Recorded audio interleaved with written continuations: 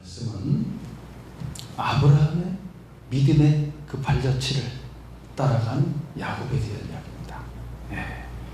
우리 창세기 28장 15절 말씀 한번 읽어보겠습니다. 시작. 내가 너와 함께 있어 내가 어디로 가든지 너를 지키며 너를 이끌어 이 땅으로 돌아오게 할지라. 내가 내게 허락한 것을 다 이루기까지 너를 떠나지 아니하리라 하신지라. 네. 참 야곱의 인생길을 보면 고난의 길이었습니다. 고난.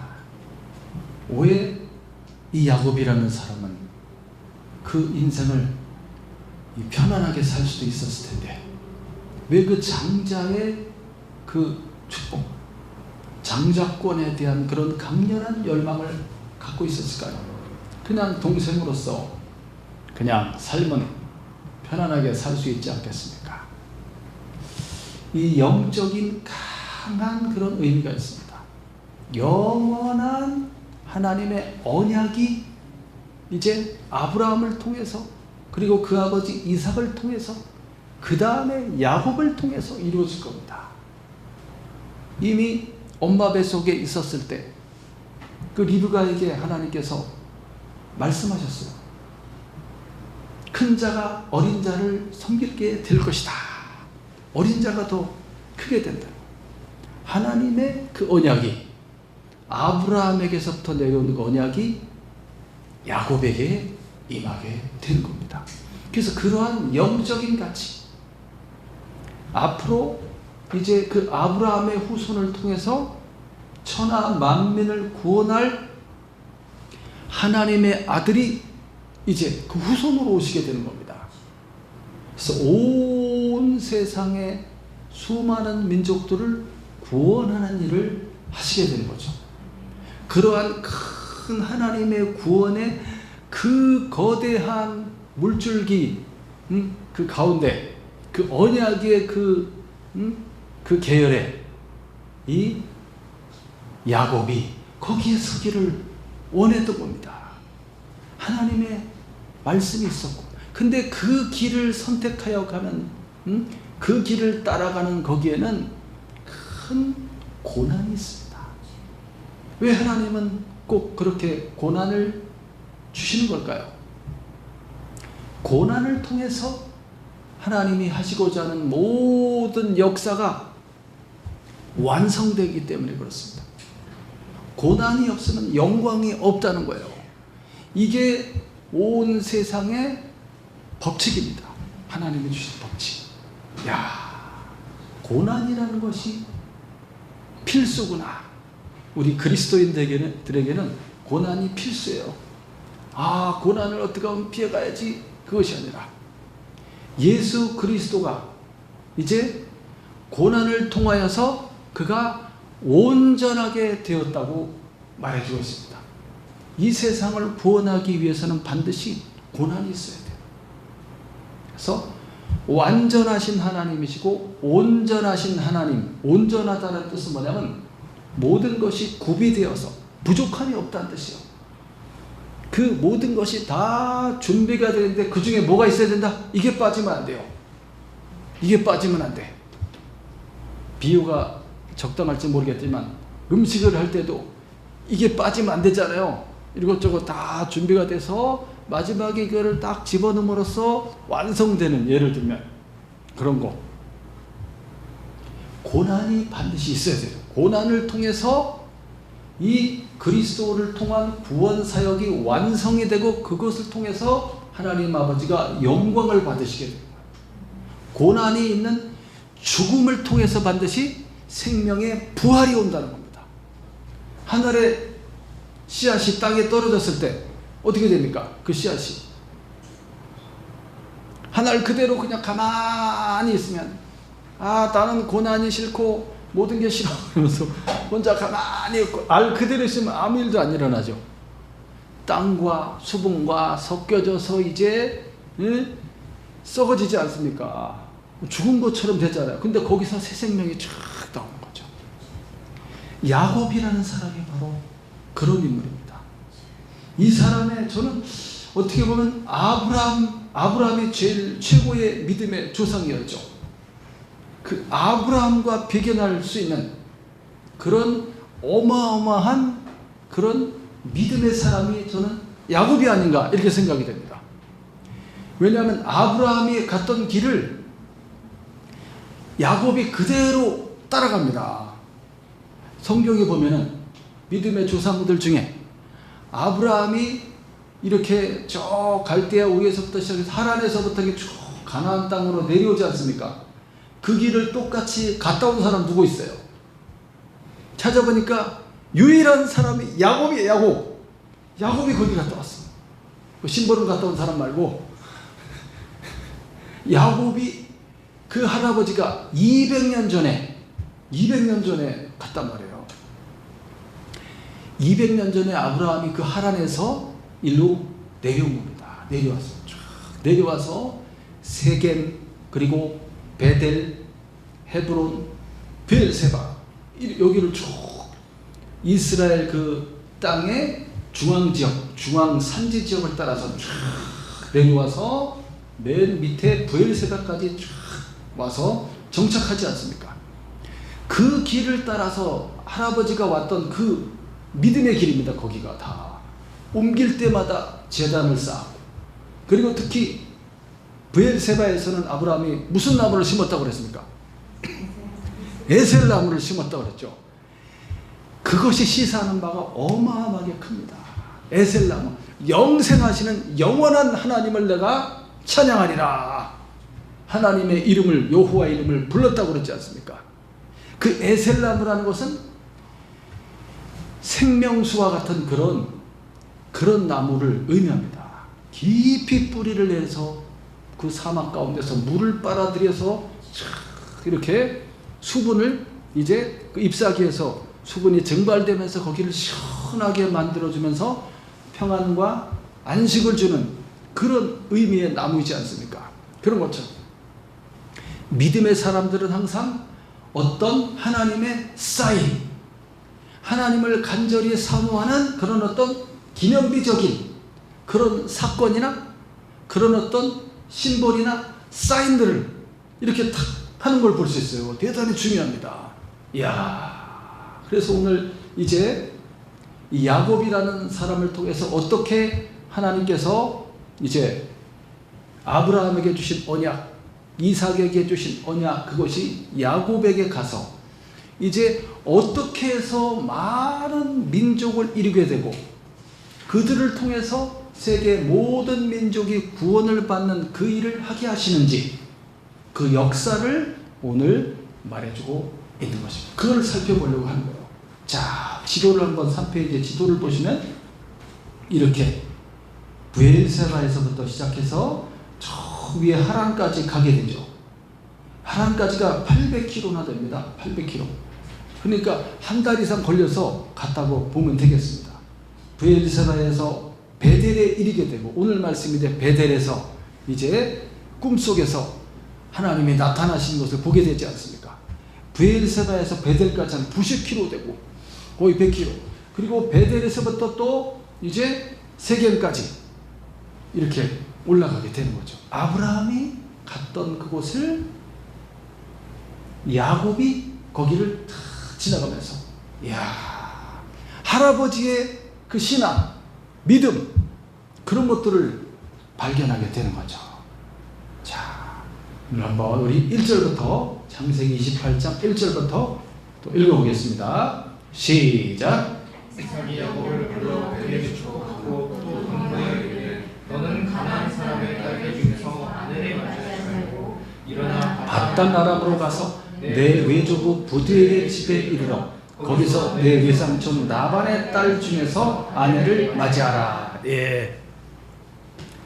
바단 아람이라는 것은 아람의 평원이라는 뜻입니다. 바단이라는 뜻은 평야라는 뜻이고, 이제 이곳은 하란이라고도 불리죠. 하란. 아브라함의 그 형제 중에 하란이 있지 않습니까? 예. 자, 이삭이 지금 야곱을 불러서 축복을 하게 됩니다. 그러면서 어디로 가라고 그러냐면 바단 아람, 하란으로 떠나보내게 되는 거죠. 이 앞에 내용들을 보면 이 야곱이라는 사람은 장자의 고난, 그것은 뭐냐면 아브라함에게 주신 그 언약입니다. 그 언약에 대한 간절한 사모함이 있었어요. 그래서 하나님이 세상을 구원하는 일에 있어서 그 언약의 반열에 서 있기를 원했죠. 계시의 말씀이 자기가 거기에 설 것이라는 것을 어려서부터 알고 있었고, 누가 알려줬어요? 어머니가 알려줬어요. 엄마가. 그럼에도 불구하고 아빠 이삭은 누구를 더 좋아했습니까? 형 에서를 좋아했어요. 왜냐하면 에서는 남자답고 아주 사냥을 잘하고 아주 그냥 멋진 사람이에요. 그래서 아빠는 에서를 좋아했지. 아무래도 큰아들에게 이 장자권이 있으니 큰아들을 이제 자기의 후사로 세우고 언약의 후계자로 이렇게 세우려고 하는 마음이 강했던 거예요. 하나님의 어떤 뜻보다는. 그래서 이제 야곱이 더욱더 어떻게든지 이 형의 그 장자권을 어떻게든지 뺏어오기 위해서, 형이 이제 사냥 갔다가 돌아왔을 때 팥죽을 쫙 써가지고 그걸로 장자권을 사지 않습니까? 배가 고픈 형이 돌아왔을 때 그거를 그게 뭐냐 그랬더니, 형 장자권을 나에게 주면 내가 이걸 주겠다. 배가 고파 죽겠는데 그러면 장자의 고난이 무슨 소용이냐? 네가 가져와. 이렇게 된 거죠. 그래서 그의 그 행동에 대해서 뭐라고 뒤에 신약에 보면은 망령된, 나쁘게 심하게 말하면 좀 미친 짓을 했다. 이 너무너무나 중요한 가치에 대해서 제대로 알고 있지 못하지. 그래서 에서라는 사람은 무엇을 믿고 사는, 자기의 힘을 믿고 사는 사람입니다. 자기의 재능을 믿고 힘을 믿고. 그렇지만 야곱은 그것에 비해서는 어떻게든지 자기는 태어나면서부터 둘째로 태어났기 때문에 이게 벌써 밀려 있어요.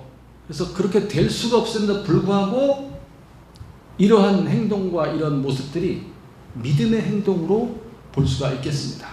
에서의 입장에서는 어떻게 보여요? 그게 아주 치사하고 아주 그냥 꾀가 많은 그런 이 야곱의 뜻이 뭡니까? 야곱이 형의 발 뒤꿈치를 잡았다. 이게 이제 속이다라는 그런 의미가 있어요. 그의 이름이 야곱이 아닙니까? 그는 속이는 자입니다. 내 장자권을 지난번에 그렇게 뺏어가더니 그리고 나서 이제 이삭의 나이가 거의 140살 정도 됐어요. 이때 나이가. 그래서 180에 이삭이 세상을 떠나니까 이제 나이가 많으니까 눈이 어두워지고, 그래서 이제 후계자를 세우고 하나님의 주신 언약의 내용을 가지고 축복기도해 주기 위해서 이제 에서를 불러갖고 빨리 가서 사냥을 해오너라. 맛있는 고기를 해서 나에게 요리를 해갖고 오면 내가 먹고 나서 마음껏 축복하리라. 그래서 어떻게 했습니까? 형이 나간 사이에 야곱이 형으로 변장해서 어머니가 시키는 대로, 어머니는 지금 큰일 났어요. 이게 지금 잘못돼 가고 있잖아요. 그래서 그렇게 해서라도 어떻게든지 축복을 받아내려고 하는 거죠. 둘이 같이 공모해갖고 형의 모습으로 변장하고 형의 옷을 입고 들어가서 어떻게 했든지 간에 축복을 받아냈어요. 이야, 이삭은 누군 줄 알고 축복한 거예요? 그자가 큰아들인 줄 알고 완전히 속아버렸지. 여러 번 의심하면서 가까이 오너라, 목소리가 좀 이상하다, 만져보자 다 했지만 결국은 에서라고 확신을 하고 이제 그 해온 요리를 실컷 먹고 아주 그냥 축복을 했어요. 와, 어마어마하게 너는 이제 모든 것이 기름지고 풍성할 것이고 하늘에 이슬이 그냥 풍성할 것이고 이렇게 하면서 쭉 축복하지 않았습니까?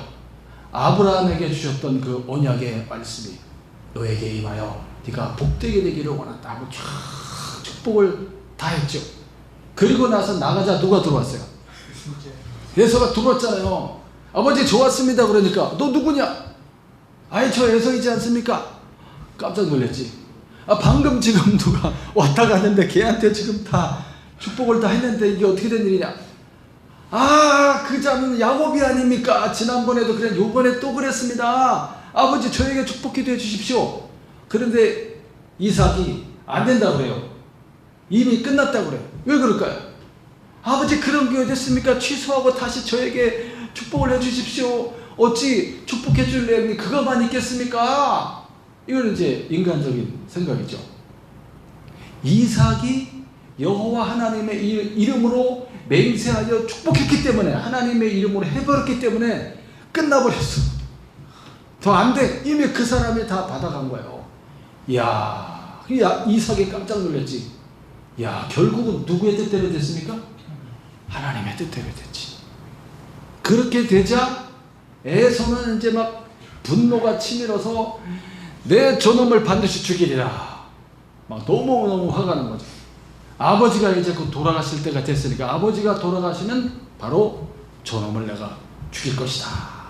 이렇게 마음을 먹게 돼. 그래서 이 이삭과 리브가가 한날 한시에 두 아들을 이룰 수 없다. 그래서 야곱을 저 외삼촌 집 하람, 외삼촌 집 가면은 그 외삼촌 누구라고 그랬어요? 부두엘의 아들인 라반, 리브가의 오빠죠. 오빠. 야곱에게는 외삼촌. 외삼촌의 딸들이 있으니까 그 딸들 중에서 아내로 맞이하라 하면서, 왜 그러면 바다나람 하란의 외삼촌의 같은 형제들의 집안의 사람들의 딸과 결혼하기를 원했을까요? 왜 그랬을까요? 아브람도 그 아들 이삭을 결혼시킬 때 그 늙은 종을 보내서 하란까지 보내갖고 거기서 이제 리브가를 모셔오게 되지 않았습니까? 왜 그러냐면 이 가나안 땅에 있는 이방 이 사람들은 하나님을 믿지 않는 사람들이에요. 그래서 셈족들이 많이 살고 있는 거기가 바다나람, 거기가 셈족들이 많이 살고 있는 곳이에요. 메소포타미아에 이제 강이 시작되는 북부 지역, 거기가 아마도 에덴 동산이 그 근처 어디 있지 않았을까 추정되고 있어요. 셈족이 많이 살고 있는, 특히 거기에 하란의 나홀의 성도 있고, 거기에 이제 그 부드의 라반 있지 않습니까? 거기로 가서 아내를 맞이하라 라는 거죠. 믿음의 사람, 우리 같은 믿음의 형제들 중에서 하나님을 신앙하는 그 사람들과 결혼하기를 원했던 겁니다. 누구 때문에 더 많이 이 두 부부가 누구 때문에 더 많이 힘들었어요? 큰아들 에서 때문에. 걔가 누구랑 결혼했어요? 해쪽 속의 딸들하고 결혼했어요. 그리고 2번이나 했어. 2번. 2명의 아내를 얻었고, 그리고 나서 이 사건으로 인해서 이제 에서는 또 이스마엘의 딸과 또 결혼합니다. 3번 결혼하죠. 자, 그래서 그 에서 때문에 많이 힘들었었죠. 그래서 이제 외삼촌 라반의 집으로 보내게 되는 겁니다. 그 다음 또 3절부터 또 읽어보겠습니다. 3절부터 시작.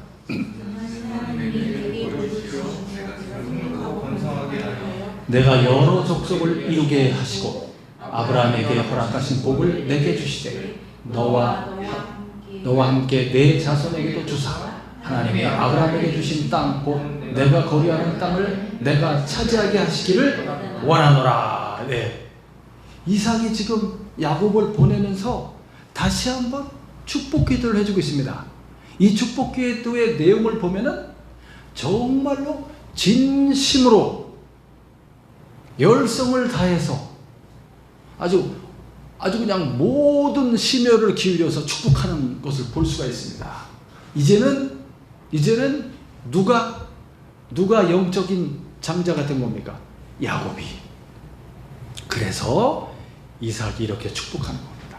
전능하신 하나님이 너에게 복을 주실 것이다.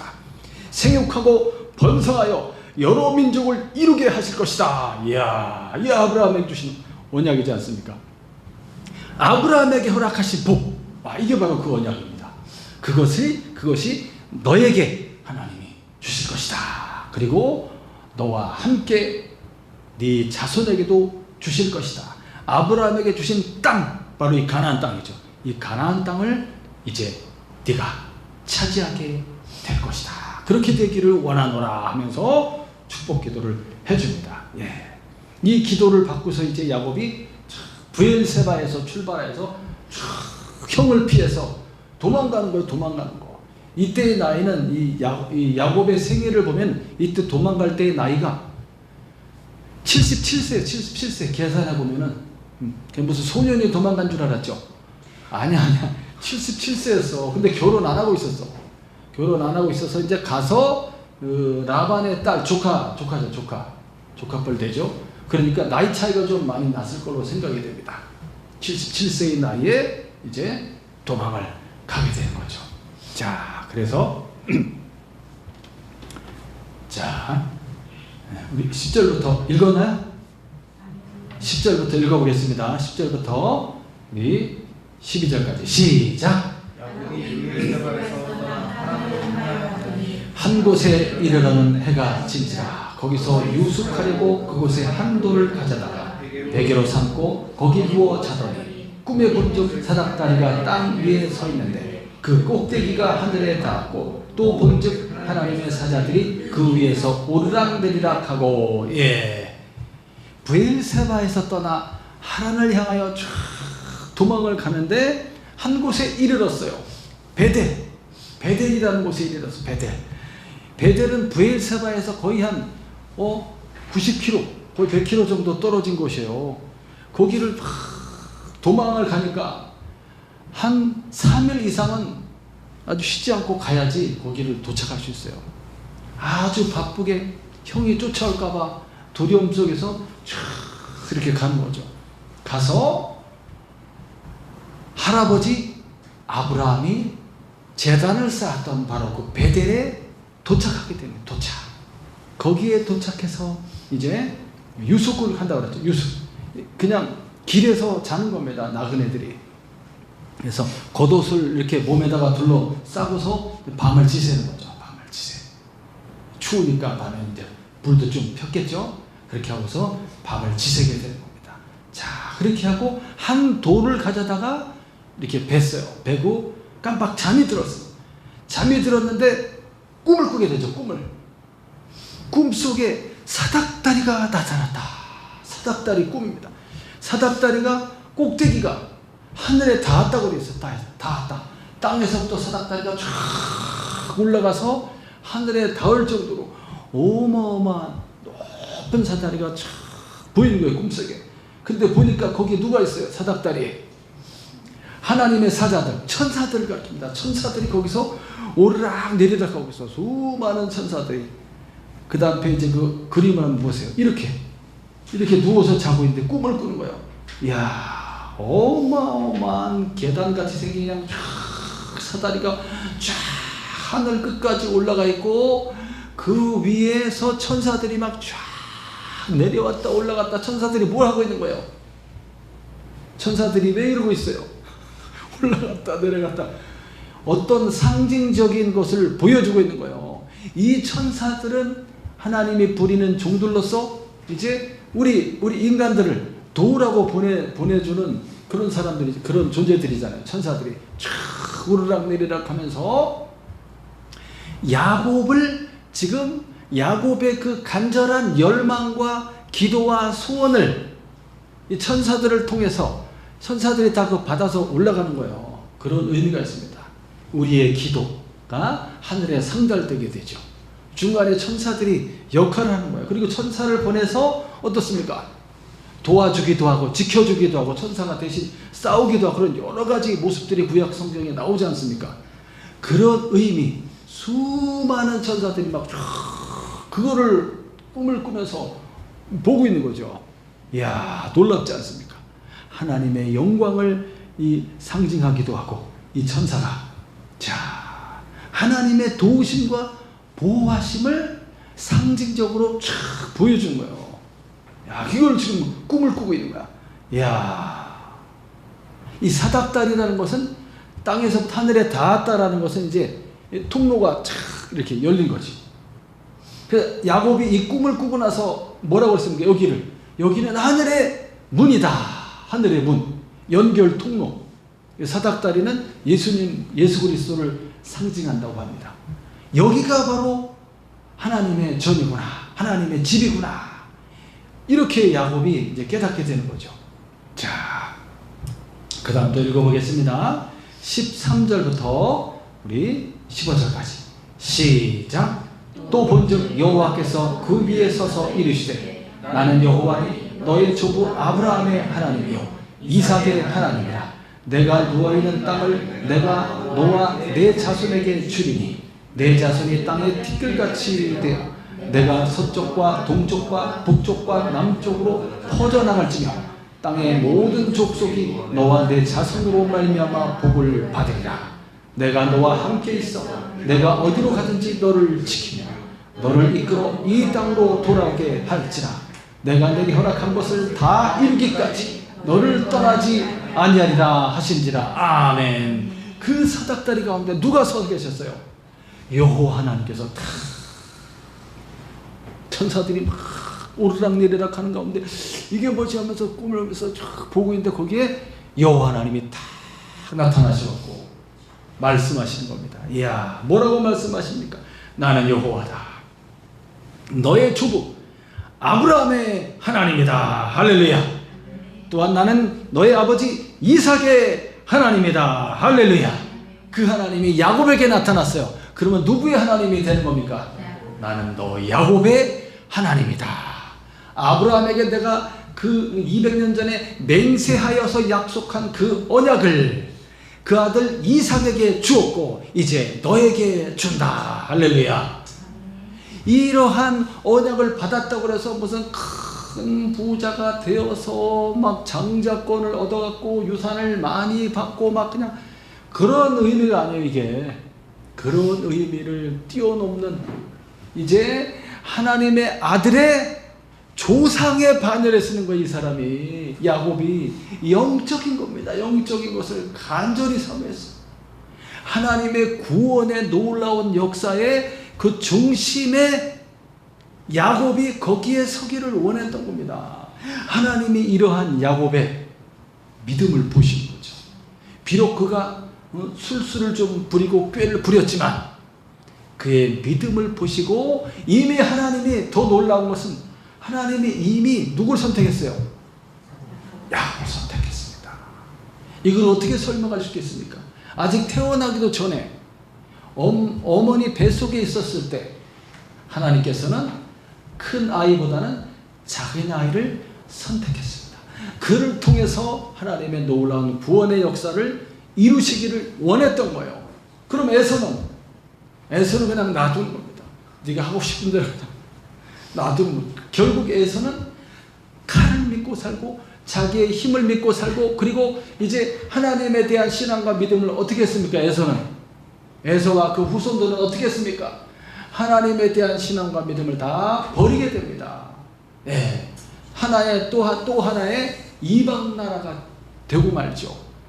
그 에서의 후손을 에돔 족속이라고 하지 않아요.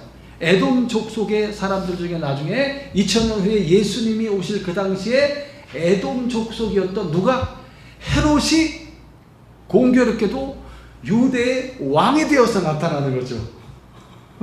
진짜 왕은 야곱의 후손으로 오시는 하나님의 아들 그리스도 예수이신 거죠.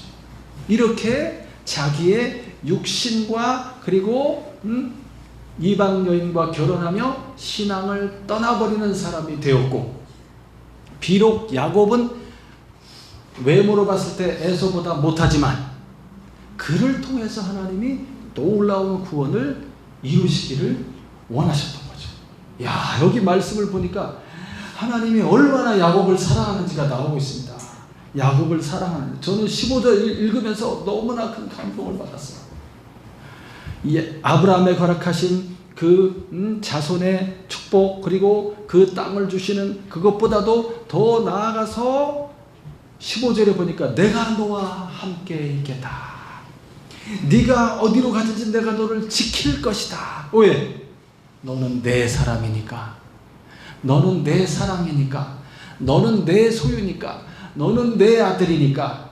야, 야곱아, 야곱을 갖다가 이제 내가 너를 이끌어서 반드시 이 땅으로 돌아오게 할 것이다. 지금 그 땅, 돌베개에 베고 자고 있는 그 땅, 옛날 이름은 루스라고 했는데 이 꿈을 꾸고 나서 야곱이 베델이라고 고쳐부르게 됐어요. 베델, 여기는 베델이다. 베델의 뜻은 하나님의 집. 꿈을 깨고 나서 여기가 바로, 여기 하나님이 계셨구나. 도망가면서 얼마나 두려웠겠어요. 어디로 가야 될지도 모르잖아요. 그냥 하란이라는 곳을 향하여서 가고는 있지만 장차 내가 어떻게 될지 알아요, 몰라요? 모르는 상황에서 지금 도망가고 있는데 꿈속에서 반드시 너에게 허락한 모든 것을 다 이루기까지 내가 너를 떠나지 아니하리라. 나는 너의 하나님이니라. 내가 너를 지켜 보호할 것이다. 이렇게 강하게 하나님이 말씀해 줍니다. 야곱은 일어나서 자기가 베개하였던 그 돌을 탁 세워놓고 기름을 부으면서 이제 그것을 하나의 하나님의 집이라는 상징물로 삼습니다. 여기가 하나님의 전이 될 것입니다 하고 하나님께 서원하지 않습니까? 하나님이 약속하신 대로 저를 이곳으로 돌아오게 해 주신다면 이곳은 하나님의 전이 될 것이며, 그리고 10분의 1을, 소득의 10분의 1을 하나님께 드릴 것이며, 이런 서원을 하지 않습니까? 이야, 이렇게 떠나간 이 야곱은 하란에 가서 누굴 만나게 됩니까? 그 라반을 만나게 되고, 사라 처음 만나서 사랑했던 여인은 둘째 딸 라헬이었지만 라반이라는 사람은 야곱보다도 더 교묘하고 더 수단과 술수와 이런 꾀가 더 많은 사람이었죠. 20년 동안 야곱을 월급 한 푼 안 주고 열심히 일을 시켰던 겁니다. 그 사람의 놀라운 술수로. 그래서 네가 좋아하는 라헬을 얻기 위해서는 7년을 봉사해야 된다. 결혼했는데 결혼식 날 아침에 일어났더니 누구예요? 큰딸이었어요. 아니 어떻게 된 겁니까? 우리 지방에서는 둘째를 먼저 시집을 보내는 법이 없다네. 그래서 그럼 다시 7년을 봉사해 주시게. 14년을 봉사하고 나아가서 6년을 더 했지만 20년 고생했지만 아무것도 얻은 게 없었어요. 그렇지만 하나님께서 그때 사인을 주신 거예요. 20년 동안 야곱은 얼마나 힘들었을까요? 언제 돌아갈지도 모르는 그런 상황 속에서 하나님이 그를 그 고난 속에서 이루신 놀라운 일이 있어요. 그게 뭐냐면 아내를 4명을 얻게 한 겁니다. 자기의 뜻과는 상관없이 라헬, 그리고 첫째 딸 레아, 그 다음에 레아의 여종인 실바, 그리고 라헬의 여종인 빌하. 맞나? 이렇게 해서 4명의 아내를 얻게 되면서, 그러면서 아들을 몇 명 낳게 되는 거예요. 낳았다 하면 전부 아들을 낳아요. 12명의 아들을 낳고 딸은 하나. 12명의 아들, 다 아들만 낳을 수 있어요? 기적이지, 기적. 한 사람을 통해서 그렇게 많은 아들을 낳을 수가 없죠. 4명의 아내를 주심으로써 12명의 아들을 낳게 하는데, 그 12명이 바로 이스라엘의 근간을 이루는 12지파가 되는 거예요. 그렇게 함으로써 결국 야곱의 고난의 인생을 통해서 하나님께서는 천하 만민을 구원하기 위한 그 일을 이루어 가고 계셨던 겁니다. 그래서 야곱의 인생을 보면 이제 20년 고생하고 돌아오게 되지 않습니까? 돌아오고 나서 이제 또 이제 그 11번째 아들인 요셉이, 사랑하는 아들이 형제들의 미움을 받고 팔려가서 애굽으로 내려가게 되고, 그럼으로써 애굽의 총리가 되고, 그 다음에 그 모든 흉년을 갖다가 풍년 때 다 준비해서, 그때 양식이 없어서 양식을 사러 이제 애굽으로 가게 되지 않습니까? 그래서 요셉이 총리가 된 것을 알게 되고, 요셉이 아버지와 형제들을 다 애굽으로 불러들여서 고센 땅에, 좋은 땅에, 목축업하기 좋은 땅에 쫙 인도해서 거기서 이제 400년을 지나면서 진짜 큰 민족으로 이제 이루어지게 되는 거죠. 야곱의 인생이 147세를 살게 됐는데 애굽에 내려올 때가 130살이에요. 17년을 더 살면서 애굽이 바로 왕을 만났을 때 뭐라고 말했습니까? 나이가 몇이십니까? 어르신 물어보니까 저는 130살 험악한 인생을 살았습니다. 그의 고난을 통해서 하나님께서는 마침내 이제 온 세상을 구원할 이스라엘 민족을 형성할 수 있는 12명의 아들을 주시고 그들을 통해서 이제 구원의 역사를 이루어가게 되신 겁니다. 사랑하는 여러분, 야곱이 저는 어떻게 보면 제2의 개척자가 아닌가 생각합니다. 아브라함의 뒤를 잇는, 물론 이삭도 훌륭한 믿음의 사람이었지만 그 야곱 손자가 더 훌륭한 믿음의 사람이 아닌가. 믿음의 조상의 반열에 탁 서 있습니다. 나는 아브라함의 하나님이요 이삭의 하나님이요 야곱의 하나님이라. 죽은 자의 하나님이 아니라 산 자의 하나님이시니라. 할렐루야. 살아있어요. 그들은 어디에 가 있습니까? 영원한 하나님의 나라 천국에 지금 가 있죠. 마지막 때가 되면 부활의 때 그들의 육신이 영원히 죽지 않는 몸으로 변화되어 부활을 얻게 될 겁니다. 고난이 우리에게 사실은 유익하다는 거예요. 그 고난을 통해서 하나님의 영광을 드러내게 되는 거죠. 그렇기 때문에 고난의 그 시간이 이제 길면 길수록 왜 빨리 안 끝나지? 언제 끝날까? 더 이상 버티기 힘들겠는데 길면 길수록 하나님의 역사가 곧 나타날 때입니다. 그때는. 그래서 그때는 더 어떻게 해야 돼요? 더 간절히 여호와 하나님의 이름을 부르며 베델에서 그 돌에 기름을 붓고 그렇게 믿음의 사인의 상징물을 심었던 것처럼 아브라함이 에셀나무를 심었던 것처럼 이삭이 브엘세바에서 제단을 쌓았던 것처럼 믿음의 그러한 제단을 우리 함께 쌓아가시기를 예수님의 이름으로 축복합니다. 여러분이 가는 길에 하나님의 놀라운 영광이 나타날 줄 믿습니다.